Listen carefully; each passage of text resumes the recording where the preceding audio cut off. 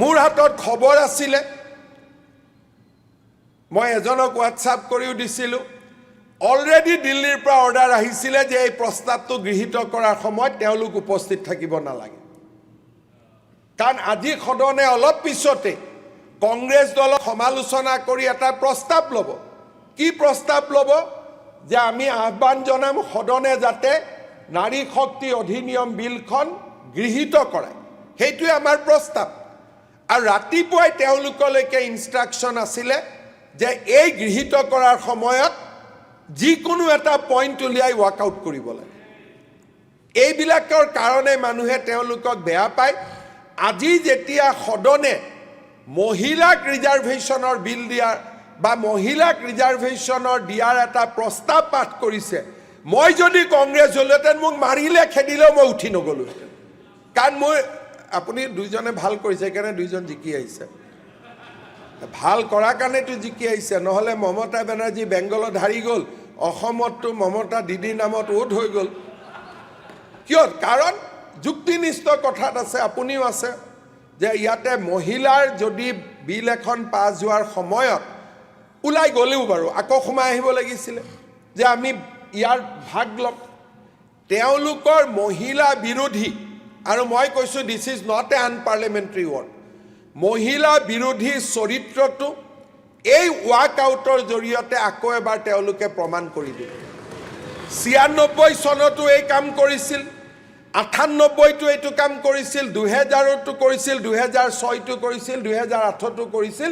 হুলস্থুল এটা লগাই তেওঁলোকে সদনখন বন্ধ কৰি দিয়ে। মই ভাবোঁ যে অসমৰ কাৰণে গৌৰৱৰ কথা। আমি অসমত সকলোৱে জানো যে আমি মা কামাখ্যাক উপাসনা কৰোঁ, দুৰ্গাক উপাসনা কৰোঁ। জয়মতী, মূলা গাভৰু আমাৰ বাবে একোটা প্ৰেৰণাৰ প্ৰতীক। কনকলতা বৰুৱাৰ আত্মত্যাগে আজিও আমাক সকলোৰে আলোড়িত কৰে। অসমৰ সমাজ ব্যৱস্থাত মহিলাই সদায় অগ্ৰণী স্থান লাভ কৰি আহিছে। স্বাধীনতা সংগ্ৰাম হওক, অসম আন্দোলন হওক, বড়ো আন্দোলন হওক, জনজাতীয় আন্দোলন হওক বা অসমৰ পুৰণা ইতিহাস হওক, নাৰীয়ে অসমৰ সমাজ জীৱনত সদায়ে ভূমিকা পালন কৰি আহিছে।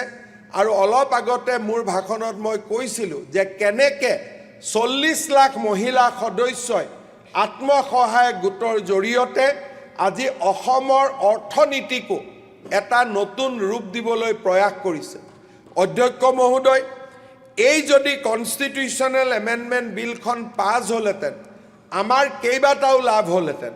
প্ৰথম, মহিলাই ৰিজাৰ্ভেশ্যন পালেহেঁতেন।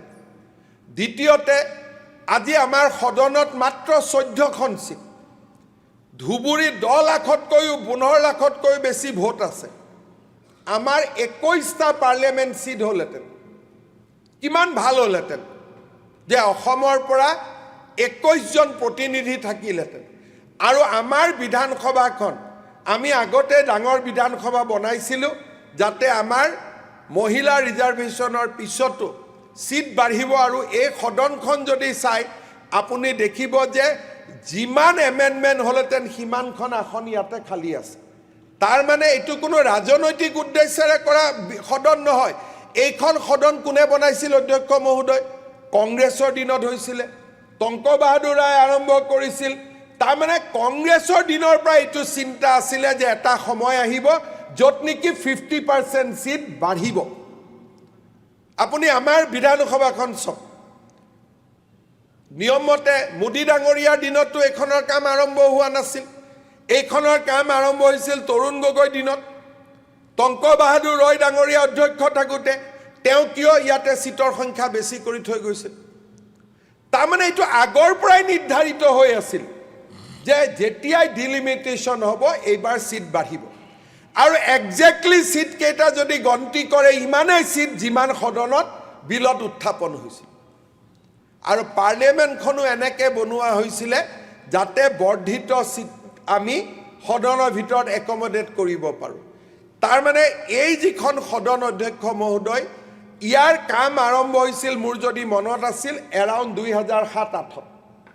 তাৰমানে তেতিয়াৰ পৰা এইটো সিদ্ধান্ত আছিল। কোনো মোদীজীয়ে ডিলিমিটেশ্যন কৰি ষড়যন্ত্ৰ কৰিবৰ কাৰণে কৰা নাছিল যদি মোদীজীয়ে ষড়যন্ত্ৰ কৰিছিলে তাৰ মানে 2006 চনতে তৰুণ গগৈ গম পাব লাগিব যে মোদীয়ে প্ৰধানমন্ত্ৰী হ'ব নহলে কিয় এই সিটবিলাক বঢ়াকৈ ডাঙৰ কৰি হলটো বনাব তাৰ মানে আমাৰ পলিটিক্যাল ক্লাছৰ মাজত আগৰ পৰা এটো বুজাবুজি আছিলে যে যেতিয়াই ডিলিমিটেশ্যন হ'ব সিট বাঢ়িব এটো কোনো নতুন কথা নহয় আজি যি সকলে বিৰোধিতা কৰিছে কংগ্ৰেছ দলে বিৰোধিতা কৰিছে সিট বঢ়ুৱাত মই তেওঁলোকক প্ৰশ্ন কৰিব খুজু যে আপোনালোকে এছেম্বলিখন 126টা সিট নকৰি 160টা সিট কিয় কৰিছিল তাৰ মানে আপোনালোকে ডিলিমিটেশ্যন কৰিলে ভাল বিজেপিয়ে ডিলিমিটেশ্যন কৰিলে বেয়া নহলে তো এসক পিছৰ তিনটা খালি হৈ আছে আৰু এইটো হল মই বনোৱা নহয় মই মাত্ৰ ইয়াক ফিনিশ কৰিছিল কিন্তু ডিজাইন কেশৱ মহন্ত ডাঙৰীয়া জানিব পদ্ম হাজৰিকা ডাঙৰীয়া জানিব এই ডিজাইনটো মই বনোৱা ডিজাইন নহয় ইমান ডাঙৰ ইমান বহল ইমান সিট তাৰ মানে আমাৰ বিধায়কসকলৰ মাজত এইটো কথা আগৰ পৰাই আছে যে কেতিয়াবা নহয় কেতিয়াবা 50% সিট বাঢ়িব আজি তেওঁলোকে সিটু বাঢ়িব নিদিলে মহিলাকো আৰক্ষণ নিদিলে আৰু অসমৰ দৰে ক্ষুদ্ৰ ক্ষুদ্ৰ ৰাজ্যসমূহক বৰ্ধিত এমপি সিটৰ পৰা বঞ্চিত কৰিলে সাতজন নতুন এমপি হলেতেন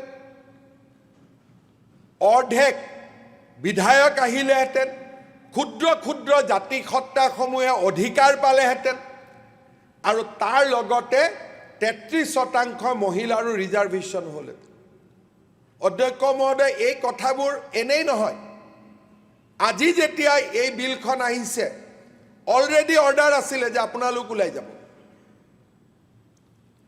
এই গুটেই কামবোৰ তেওঁলোকে এনেকে কৰে কাৰণে আজি মহিলাসকলে গম পাব যে যেতিয়া অসম বিধানসভাই মহিলাক ৰিজাৰ্ভেশ্যন দিয়াৰ কাৰণে প্ৰস্তাৱ পাছ কৰিছে তেতিয়া কংগ্ৰেছে ৱাক আউট কৰিছে কালি কোন মহিলাই ভোট দিব মহিলাই ভোট নিদিব পিছত কব ইভিএমত গণ্ডগোল আছে আজি কিয় মহিলাই ভোট দিব আপুনি মোক কওকচোন আৰু তেতিয়াই কব নহয় নহয় ইভিএমত গণ্ডগোল তেওঁলোকে জিকা সিট কেটাত ইভিএমবোৰ ঠিক থাকে আৰু আমি জিকা সিট কেটাত ইভিএম কেটা বেয়া হৈ যায় মানুহে কি কয় অখিল গগৈয়ে উঠি কব যে আপোনালোক ইভিএম চুৰ কৰি জিকিছে তেতিয়ালে আপুনিও শিৱসাগৰ ডকাইতি কৰি জিকিছে আমি যদি চুৰি কৰি জিকিছো একেইটো ইভিএম আপোনাৰ তাতে ভাল আমাৰ তাতে বেয়া আচৰিত কথা গতিকে এই ধৰণৰ যুক্তি তৰ্ক কৰি আজি অসমৰ মানুহক প্ৰতাৰণা কৰা প্ৰলোভিত কৰাৰ সময় পাৰ হৈ গল